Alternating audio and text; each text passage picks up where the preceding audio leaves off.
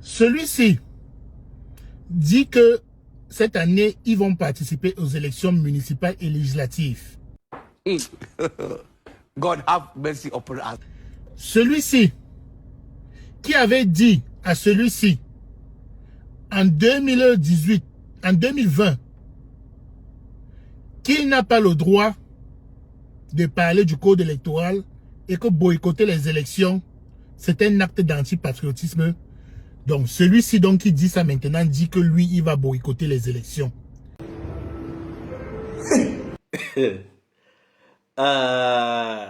En tout cas, écoutez d'abord un extrait et je vous prends tout à l'heure. Celui-ci dit que cette année, ils vont participer aux élections municipales et législatives avec le code électoral pareil qu'en 2020 qui n'a jamais été modifié. Avec toujours la guerre dans le Nozo et chez Boko Haram. Celui-ci qui avait dit à celui-ci en 2018, en 2020, qu'il n'a pas le droit de parler du code électoral et que boycotter les élections, c'est un acte d'antipatriotisme. Donc celui-ci donc qui dit ça maintenant dit que lui, il va boycotter les élections. Et qu'ils ne vont pas partir aux élections parce que le code électoral n'est plus bon. Celui-ci dit que ses seuls adversaires politiques du MRC et de lui, ce sont les partis alliés au RDPC, avoués et non avoués. Celui-ci dit que si un parti politique de l'opposition actuelle participe à l'élection municipale et législative, ça veut dire qu'il est un traître de l'opposition et il est un parti allié non avoué du RDPC. Donc vous voyez donc les deux ici.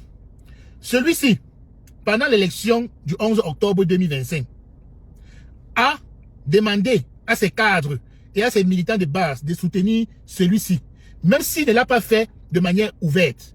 Mais rien que vu la mobilisation des cadres de son parti et les déclarations de Valsero, qui a dit qu'il est l'un de ses soldats, de ses porte-paroles, qui a déclaré cela dans une vidéo récente, il est clair que celui-ci soutenait celui-ci pendant l'élection présidentielle. Maintenant, celui-ci, le feu, Anissa Ekane avait fait une vidéo où il a dit que ils ont besoin que celui-ci fasse une sortie claire et officielle pour donner sa position en disant qu'il soutient celui-ci. Ce que celui-ci n'a jamais fait. Celui-ci, maintenant, est en train de dire que les gens du parti de celui-ci sont en train de les combattre.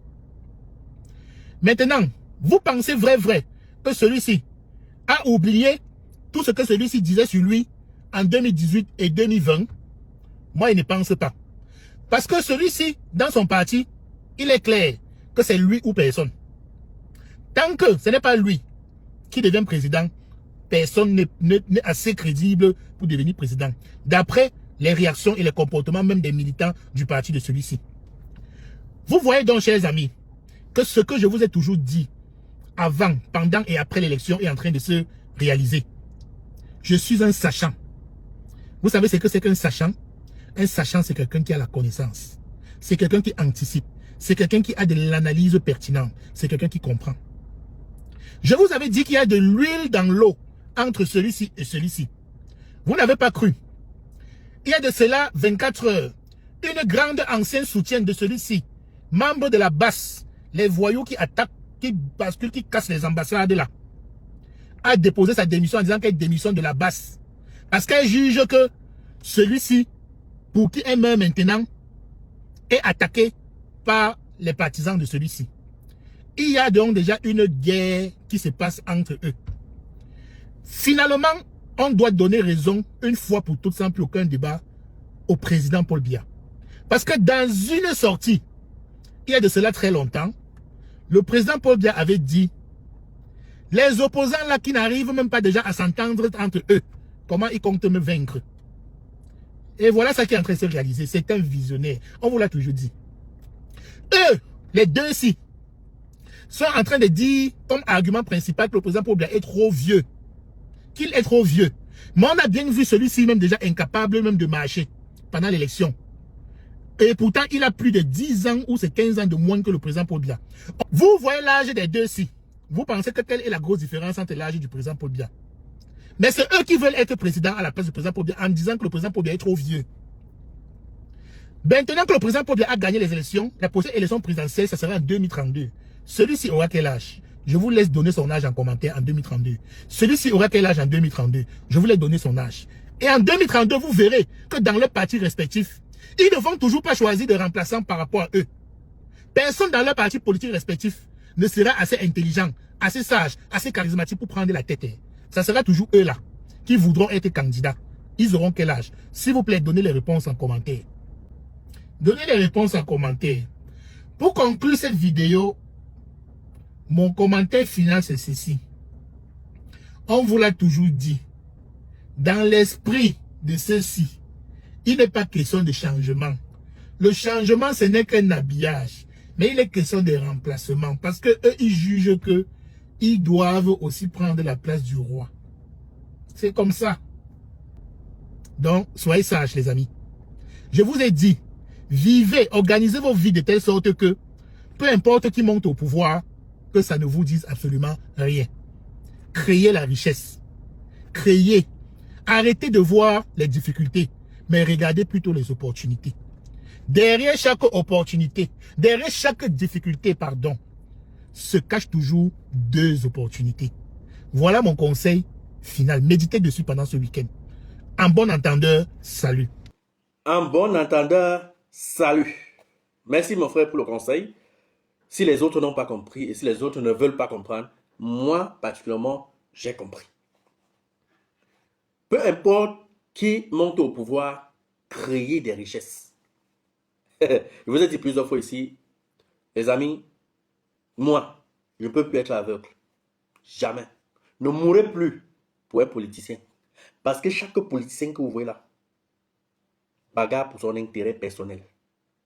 Je donne maintenant raison même à celui qui avait dit ça sur le plateau de Canal 2, ou c'était sur le plateau de Canal 2, c'était Vision, quand je ne me rappelle plus très bien ce qu'est le plateau.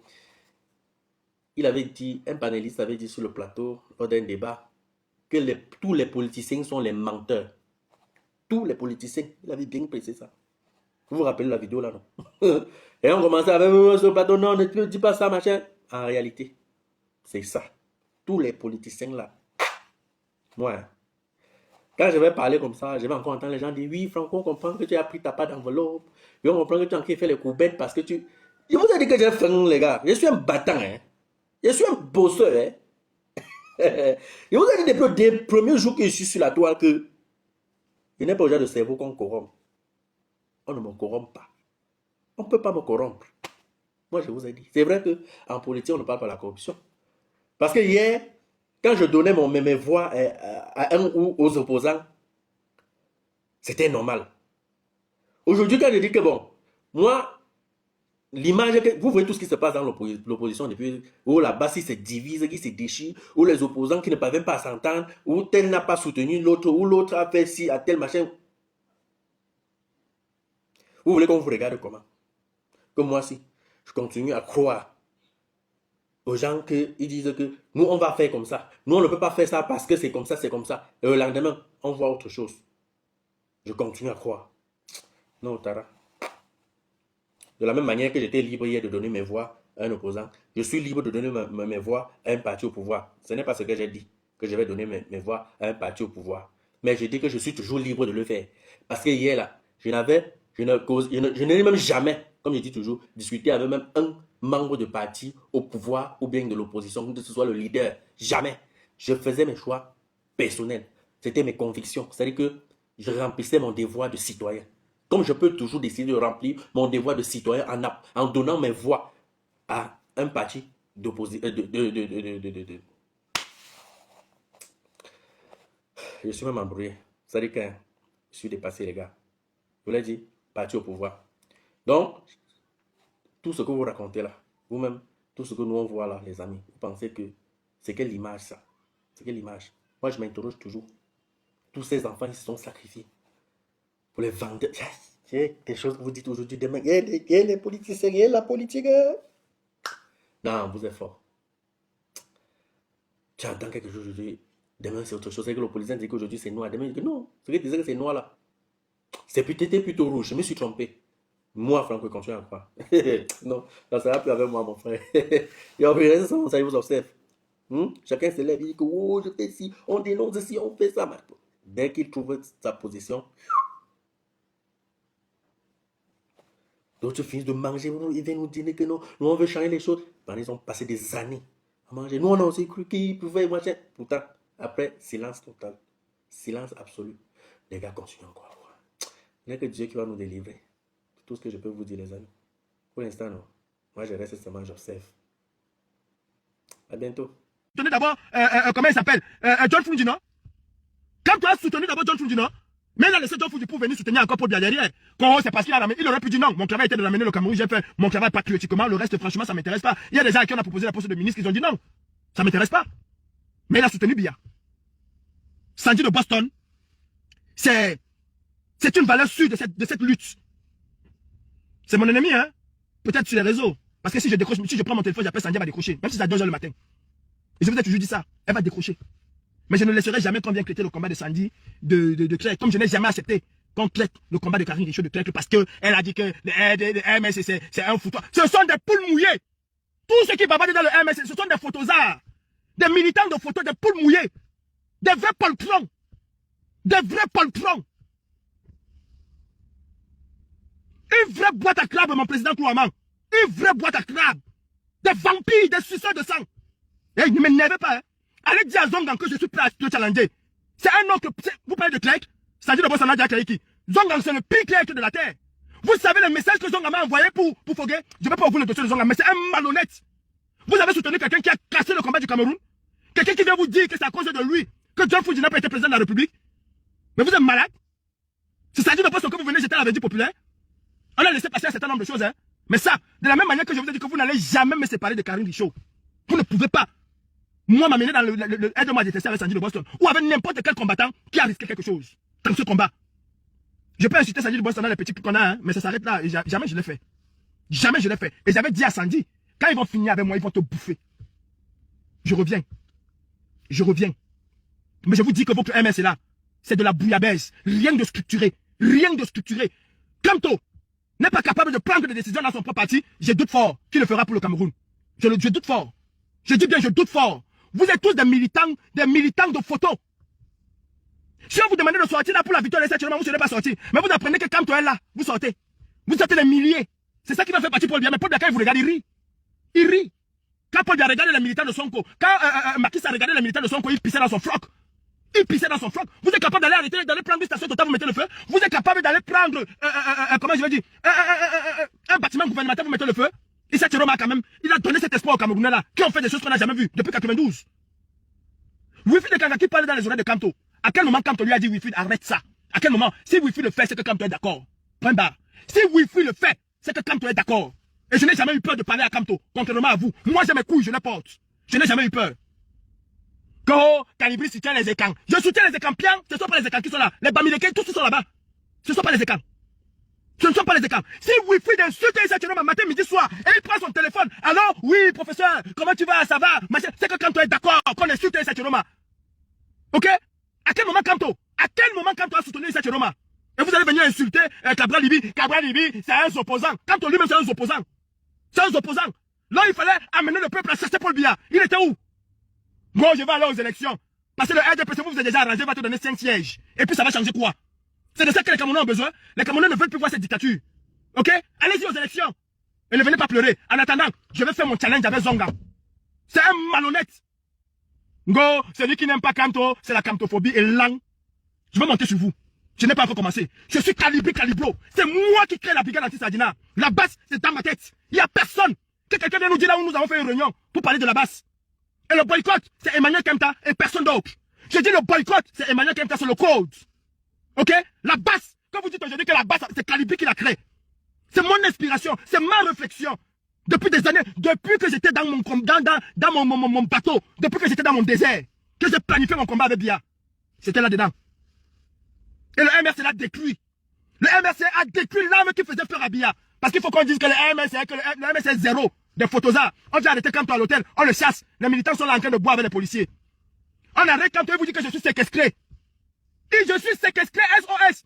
On m'a pris en otage. Il y a 100 000 personnes là qui prennent les photos. Et on rentre à la maison. Le professeur a dit que c'est dans la paix, alors qu'on est en train de le chicoter là-bas quelque part. Après, c'est qu'est-ce qu'il y a Ousmane Sonko? À quelques encablures de là où ces militants sont. Mais ils vont foutre le bordel, ils vont foutre le feu. Vous pouvez mettre le feu. Lui-même, quand il a dit ici, s'ils essayent, s'ils tentent ce qu'ils tentent là en 2027, on va tout gâter les survivants. Je vais même me blesser pour rien. Les survivants vont construire le Cameroun. Il a fait quoi? Il donne d'où est-il? Il n'est que pour them so. Les quoi que nous gens comme ça, dis donc. Venez pas énerver quelqu'un ici, hein. Quand ça dit boss, c'est une crèche. Vous savez le sacrifice que nous avons aujourd'hui? Ça dit de boss pour venir faire la marche pour soutenir le MSC. Et toi, obligé de passer par le Portugal et prendre la voiture pour aller ici. Aujourd'hui, vous venez quitter ça dit de boss de crèche et je vais vous laisser faire. On a Mboumbo, on a mamie de Mboumbo. C'est béni qui moque. MSC, les mal en bonica. Bien la main,